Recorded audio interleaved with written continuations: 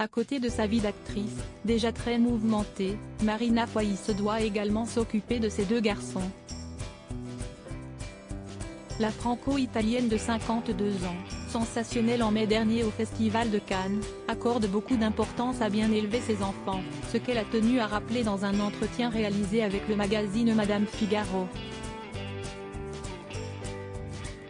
Je trouve cela difficile d'être pondéré dans leur éducation, a-t-elle reconnu dans un premier temps, avant d'estimer que le plus important pour une mère ou un père, si est d'être à l'écoute.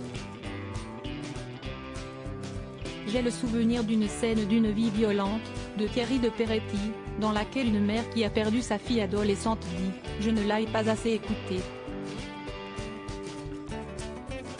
Cette phrase m'a bouleversée. Je crois que le cadre qu'on leur impose et les principes qu'on leur inculque ne fonctionnent que si on les écoute et si on les regarde avec justesse, s'est-elle confiée à l'occasion de cette interview. Des fils passionnés. L'ancienne maîtresse de cérémonie des Césars, interdite de musique plus jeune, souhaite avant tout comprendre les besoins de ses deux fils au lieu de leur imposer des choses. Il faut essayer de déceler qui sont ces personnes et de quoi elles ont besoin au-delà de ce que nous croyons bon pour elles, a-t-elle expliqué, très convaincue. Heureusement pour elle, ces enfants savent déjà quoi faire de leur vie. Mes fils ont la chance d'être habités par une passion et doués dans leur domaine. L'aîné a 17 ans, il rêve de devenir pilote et excelle déjà en compétition de karting. Le plus jeune a 13 ans et se voit chef de restaurant, a-t-elle révélé.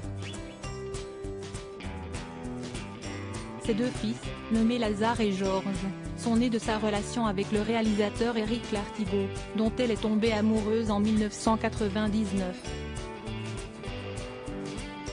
Le couple s'est officiellement séparé en mars 2021, après plus de 20 ans de vie commune. Mais elle garde toujours un très bon rapport avec son ancien compagnon. Le dialogue ne s'est jamais interrompu. Notre relation a toujours été multiple, avait-elle affirmé dans une interview accordée à Paris Match.